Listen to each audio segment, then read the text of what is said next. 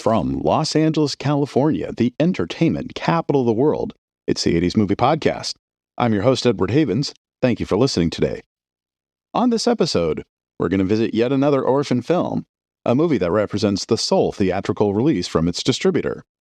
Today, we'll be talking about Chattanooga Choo Choo, based on the Oscar-nominated song of the same title from the 1941 movie Sun Valley Serenade. But as always, before we get to the movie, we need to go back a little further in time.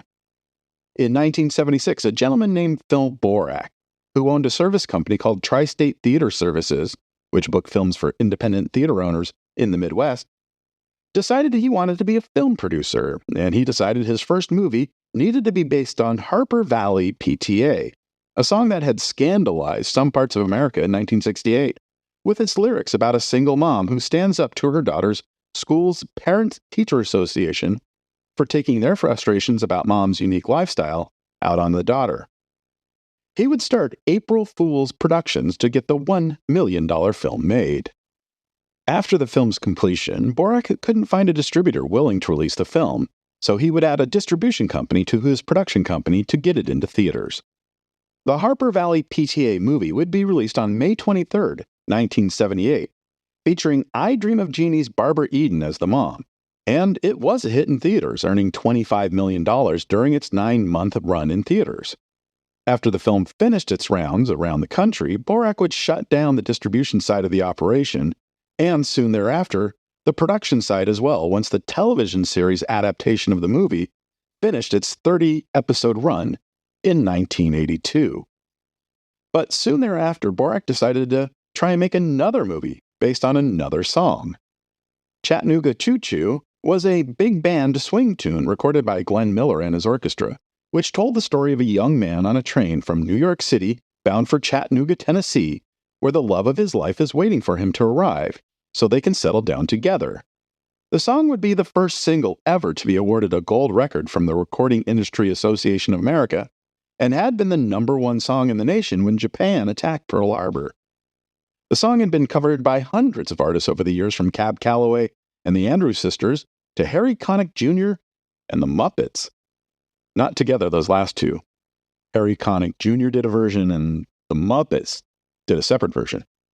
Mel Brooks would even borrow a passage from the song to use as a joke in Young Frankenstein. Pardon me, boy. Is this the Transylvania station?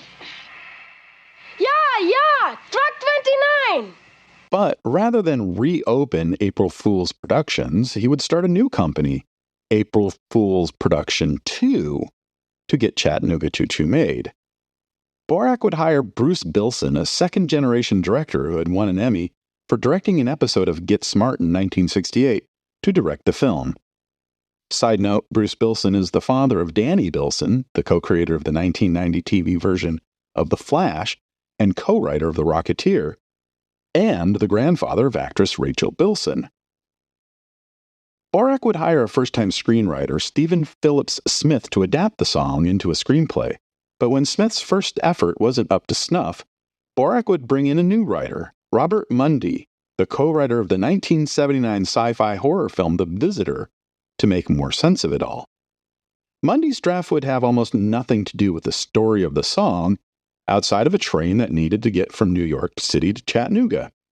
No, that would be too simple.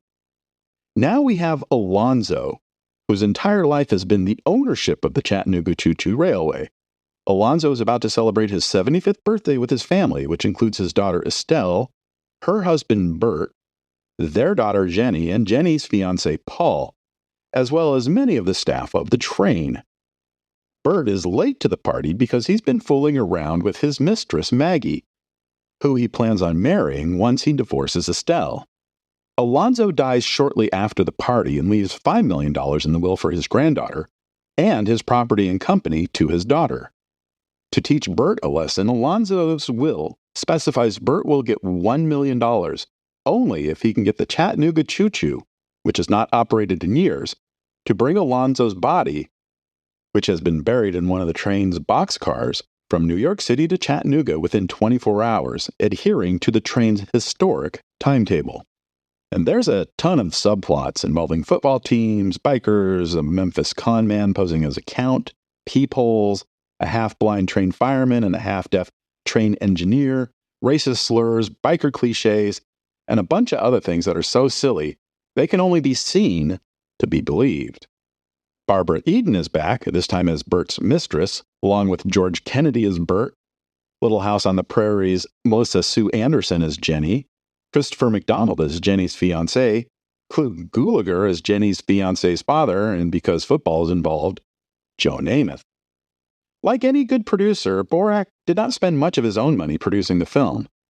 While $2 million of the $4.5 million budget would come from loans and deferrals, the remaining $2.5 million would come through a stock IPO in the film. Once the film was fully funded, the movie would begin 2 weeks of shooting on October 24, 1983 in Sacramento, standing in for several eastern and southeastern cities, before moving to 5 weeks of shooting at the Raleigh Studios in Hollywood, across the street from the Paramount's famous studio lot. Post-production would continue through the end of February 1984, so the film could be screened for potential distributors in early March, as Los Angeles would be the focus of the film world at that time for the annual American film market. Borak himself would not be participating in the AFM, but he would try to piggyback on the market to hopefully snag a release partner. It didn't work. Much like Harper Valley PTA 6 years earlier, no distributor bit, and Borak needed to create his own distribution company to get the film out in theaters.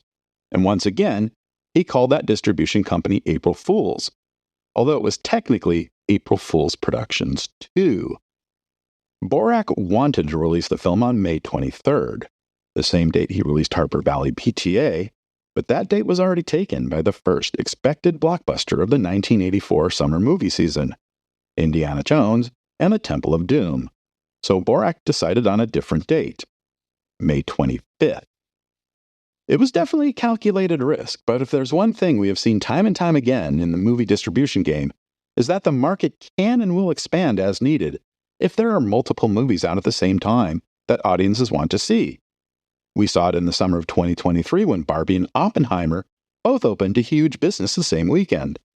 And we saw it just 2 weeks after the release of Temple of Doom, when Ghostbusters and Gremlins both opened to big box office, with Temple of Doom coming less than $500,000 short from beating Gremlins for second place. And there's a valid argument for counter-programming. When a company deliberately releases a movie that is the polar opposite of the big blockbuster coming out that week, in the hopes of luring those not interested in seeing that movie to see their movie, or hoping some people who didn't want to wait another hour or two to see the sold-out blockbuster and just buy a ticket for this movie that's about to start. DreamWorks did this to some effect in May 1999, when they released the romantic comedy The Love Letter the same weekend as The Phantom Menace, and ended up having the third best per-screen average of the top 10 films that weekend. We also saw that happen in the same June weekend in 1984, when Orion Pictures released the urban dance drama Beat Street against Ghostbusters and Gremlins, opening in 5th place with more than $5.2 million in ticket sales that weekend. Phil Borak would even say as much when he was interviewed by the movie industry trade publication Variety in early April 1984, when he noted that every other distributor was scared to release a film against Temple of Doom. And as a family movie, he said, the longer he waited to release during the summer, there'd be more competition in the number of studio releases in the market, and he was correct. The week after Paramount released Temple of Doom, Paramount released the third Star Trek movie, The Search for Spock. A week later came Ghostbusters and Gremlins. Then there'd be The Karate Kid, Top Secret, Cannonball Run 2, Conan the Destroyer, Bachelor Party, The Last Starfighter, The Muppets Take Manhattan, The Neverending Story, Purple Rain, Red Dawn, Tightrope, Revenge of the Nerds. Practically every weekend in June, July, and August, there were 2 or more new studio films in theaters. It definitely got crowded that summer, taking the crown of the busiest summer season ever from 1982, when all was said and done. In fact, Borak had a pretty good plan.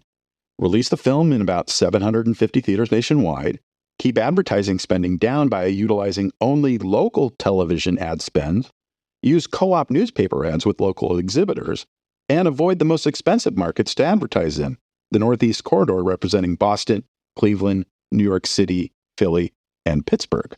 And that is until the film could show its strengths in markets like Chicago and Los Angeles. Despite opening in nearly 600 theaters in more than two-thirds of the country, April Fool didn't release grosses for the film. Regular listeners know it isn't necessarily strange for an independent distributor in the 1980s, but for a company that wanted to show how well their film was doing so that they could open in some of the bigger markets, it was a bizarre non-move. So, lacking any official numbers, we turned to our reliable backup, the Variety Top 50, which tracked approximately 1,800 to 2,000 theaters in 17 to 20 major and medium metropolitan areas each week. And on the top 50 list for its opening weekend, Chattanooga Choo Choo found itself in 17th place with $157,600 from 82 theaters. For comparison's sake, Temple of Doom was at the top of the Variety Top 50 list with $11.75 million from 282 sample theaters versus its national gross of $45.7 million from 1,687 theaters. In its second weekend, still no official numbers from April Fools, but the variety charts show the film falling to 26th place with $45,909 from 47 theaters. And by week 3, it'd be off the charts. Its final numbers, $219,272. And the film would never open in Boston or New York or any of those cities in the Northeast corridor. It also didn't help the film that the week before Chattanooga Choo Choo opened in theaters, Warner Brothers released Finders Keepers, another train-based comedy with an almost identical ad campaign. Like many of the non-studio films of the era, the last time the movie would be readily available for public consumption is its VHS release and some cable screenings in the mid-1980s.